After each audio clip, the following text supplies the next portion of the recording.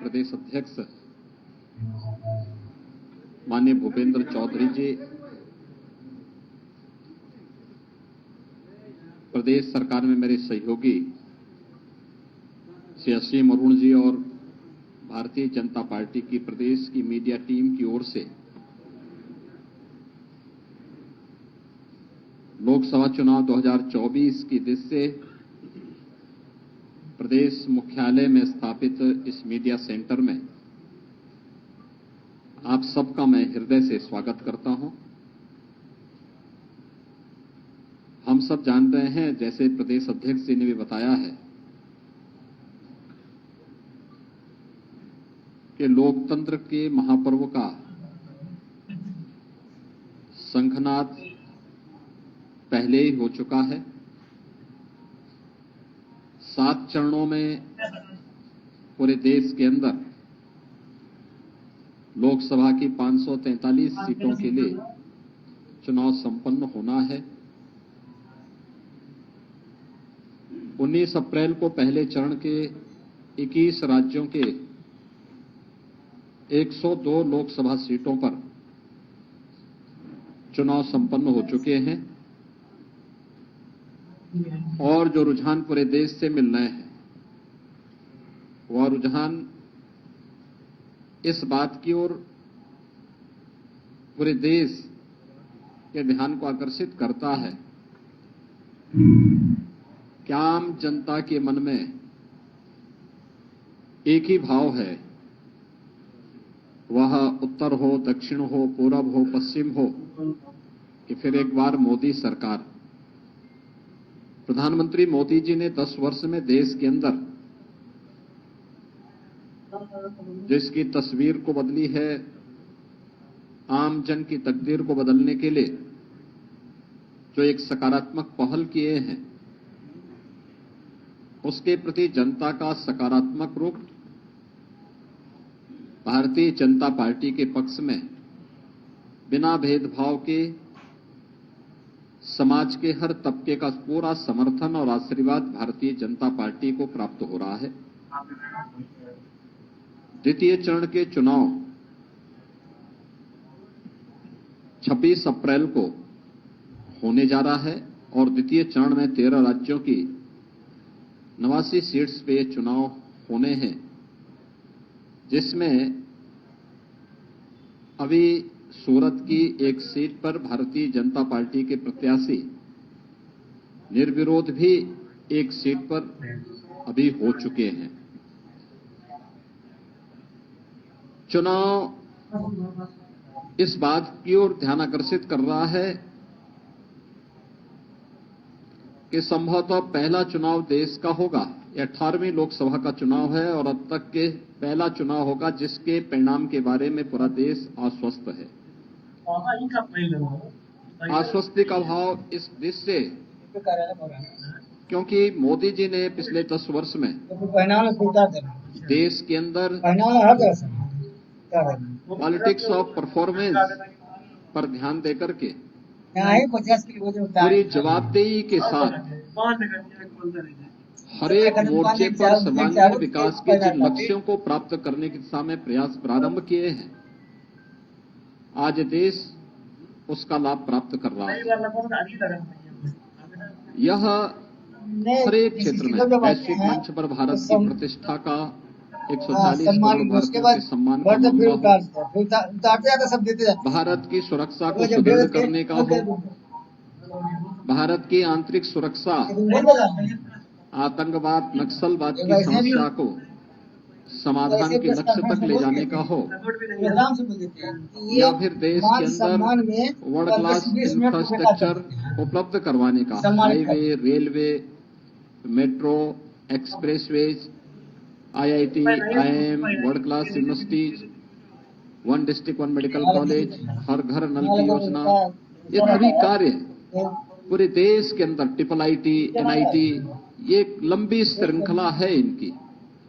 जो प्रधानमंत्री मोदी जी के नेतृत्व में भारत ने पहली बार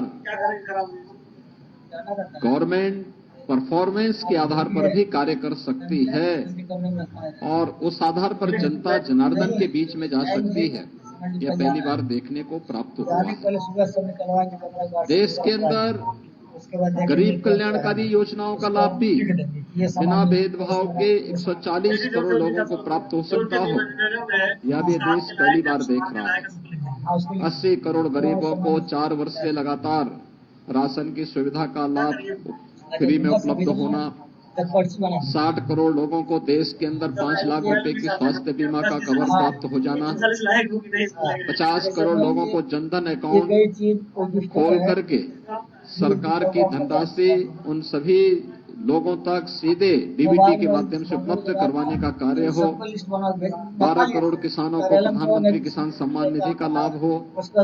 या फिर 12 करोड़ घरों में शौचालय बनाने का काम हो, 10 करोड़ घरों में उज्ज्वला योजना के रसोई गैस के सिलेंडर उपलब्ध करवाने के कार्य हो, 4 करोड़ गरीबों के लिए मकान बनाने के कार्य हो, या 2.5 करोड़ गरीबों को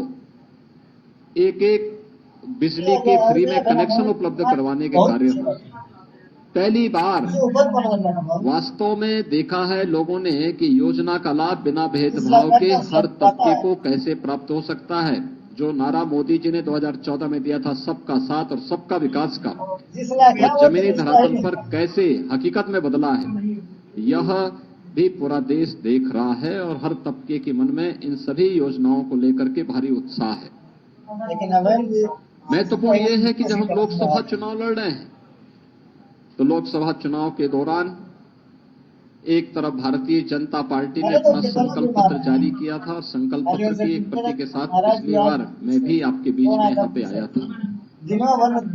भारतीय जनता पार्टी ने पहले चरण के मतदान के पहले अपना संकल्प पत्र जनता जनार्दन के सामने प्रस्तुत कर दिया था। कांग्रेस ने भी अपना घोषणा पत्र जारी किया है, इंडी गठबंधन के अलग अलग दल भी अपने अपने घोषणा पत्र जारी किए हैं। मित्रों, इंडी गठबंधन और खासतौर पर कांग्रेस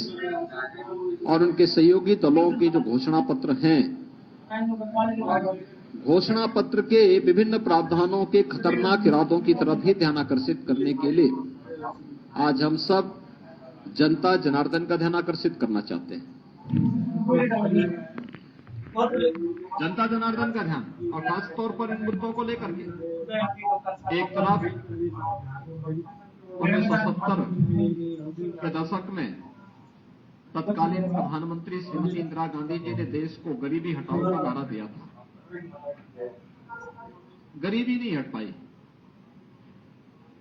क्योंकि इस प्रकार के कार्यक्रम नहीं थे। उनके 19 सूत्री 20 सूत्री कार्यक्रम बनते थे, लेकिन वे फाइलों तक कैद होकर के रह जाते थे। शासन स्तर पर अगर किसी गरीब के लिए योजना का लाभ भी देने की बात होती थी तो कमीशन खोरी की भेड़ चढ़ जाती थी। योजना का लाभ चेहरा देख करके देने की जो प्रवृत्ति कांग्रेस ने उस समय प्रदान की थी, कमोवेश वही स्थिति हम लोगों को यूपीए सरकार के सामने और विभत्स रूप में देखने को मिला।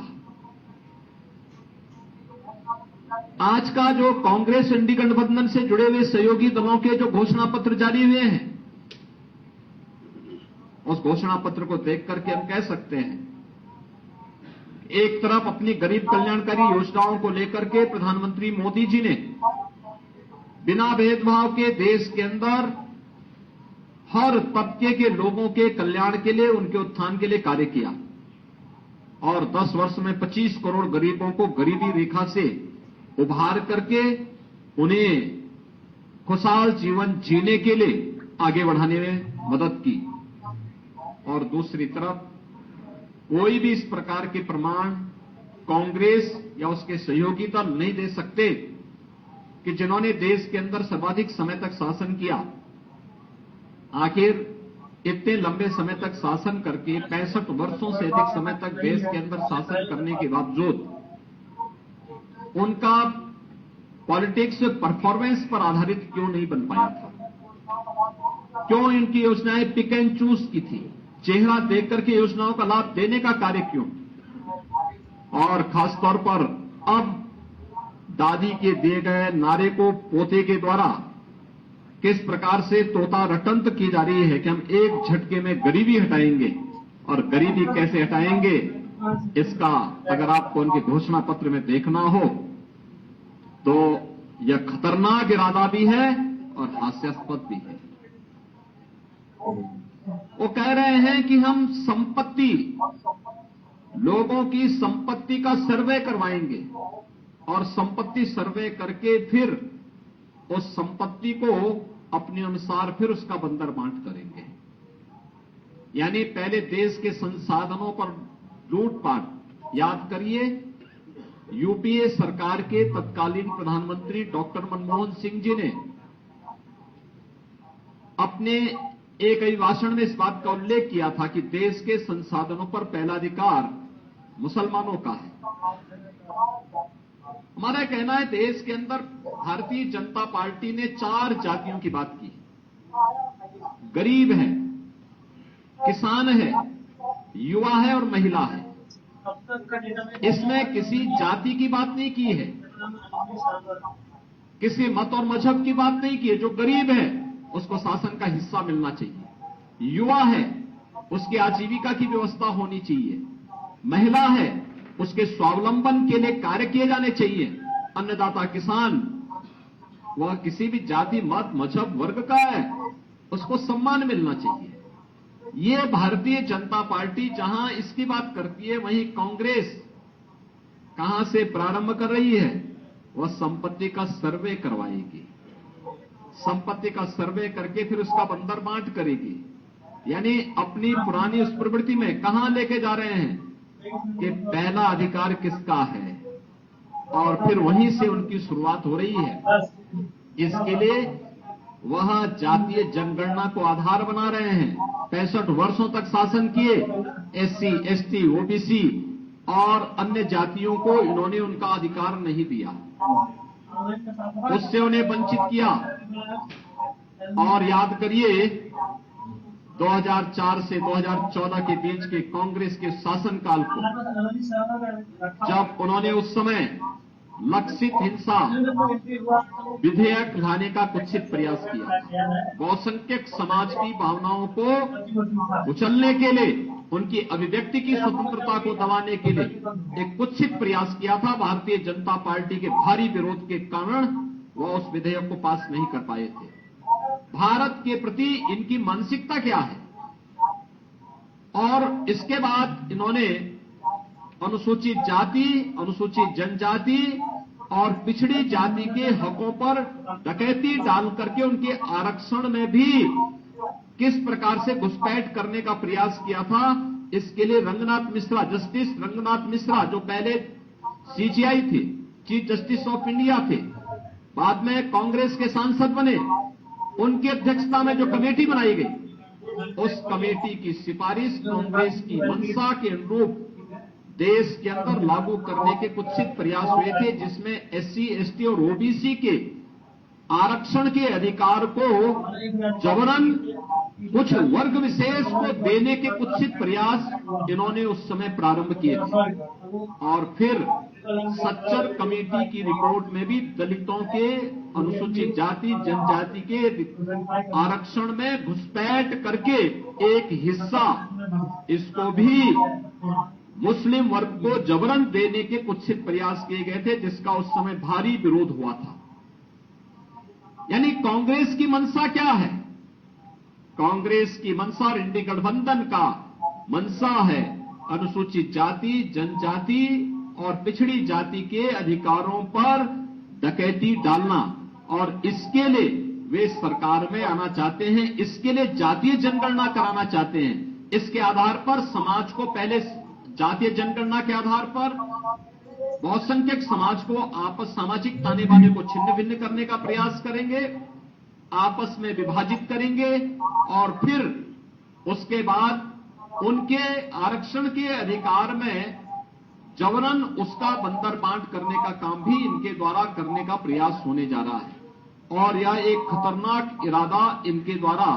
अपने इस जो है घोषणा पत्र में इनके द्वारा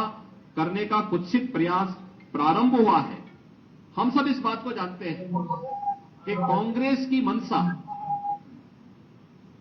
हमेशा सत्ता, एन केन प्रकारेण सत्ता प्राप्त करनी रही है। वे देश की कीमत पे सत्ता चाहते हैं और देश की कीमत पर उन्हें सत्ता चाहिए। इसके लिए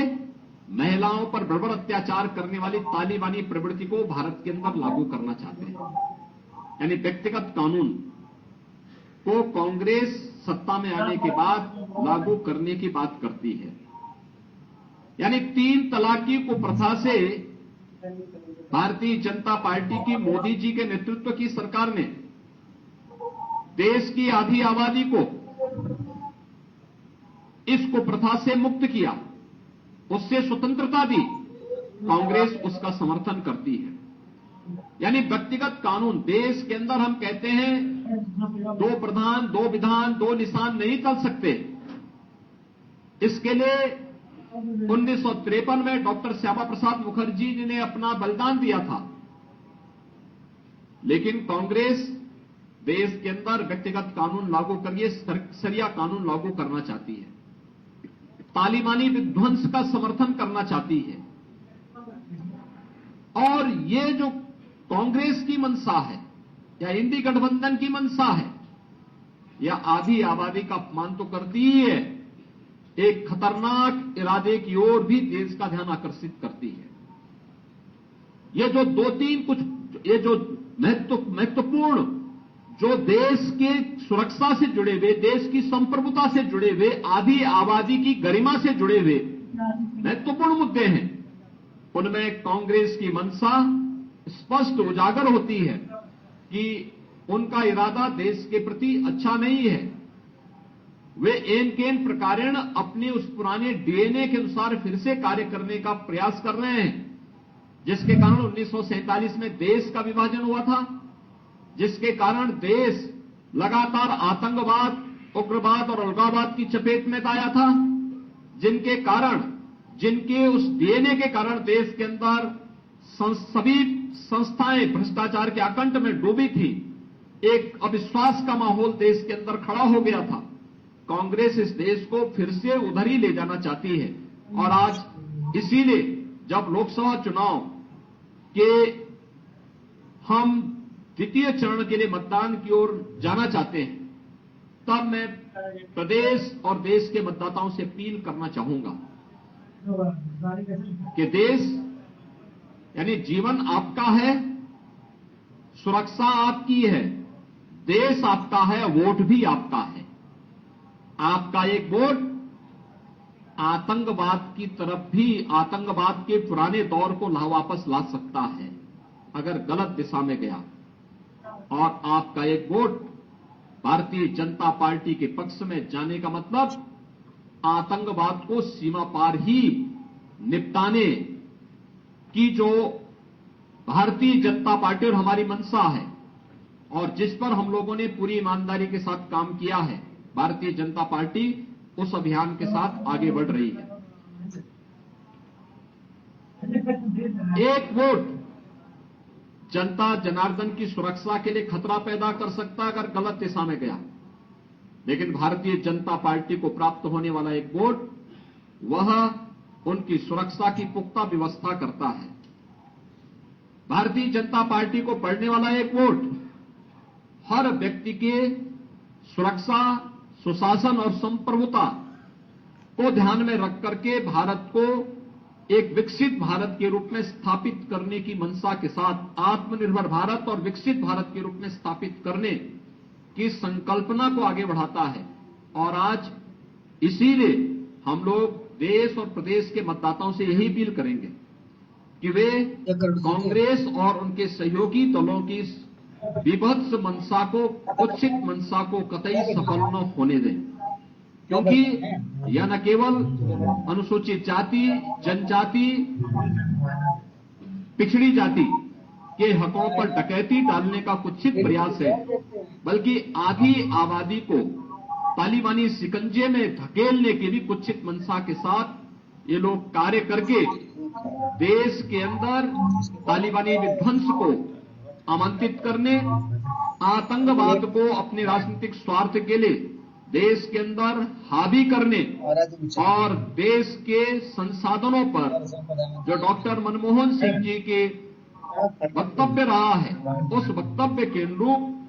देश के अंदर देश के संसाधनों पर एक वर्ग विशेष को हावी करने की कुत्सित मंशा के साथ कांग्रेस कार्य करना चाहती है, जिसको हर मतदाता को जिसके प्रति सतर्क और सावधान रह करके किसी भी प्रकार के उस दुष्प्रवृत्ति को नहीं पनपने देना चाहिए, जो समाज में वैमनस्यता पैदा करे, राष्ट्रीय एकता और अखंडता को चुनौती देने वाला बनता हो, भारत की आत्मनिर्भर भारत और विकसित भारत की संकल्पना में बैरियर का कार्य करता हो। हमें उस प्रकार की किसी भी प्रवृत्ति को आगे नहीं बढ़ने देना चाहिए और इसके लिए मतदाताओं ने अब तक 2014, 2017, 2019 और 2022 में प्रधानमंत्री मोदी जी के कार्यों को लेकर, उनके पॉलिटिक्स और परफॉर्मेंस को लेकर अब तक जो अपना आशीर्वाद दिया है, यही आशीर्वाद जनता जनार्दन का मोदी जी के प्रति और भारतीय जनता पार्टी के प्रत्याशियों के प्रति बना रहेगा। यह हमें पूरा विश्वास है और कांग्रेस को उसके घोषणा पत्र और उसके मंशा के अनुरूप पूरी तरह कांग्रेस और इंडी गठबंधन को खारिज करने का कार्य भी देश का मतदाता करेगा। अब इसमें कोई संदेह नहीं है। धन्यवाद जी।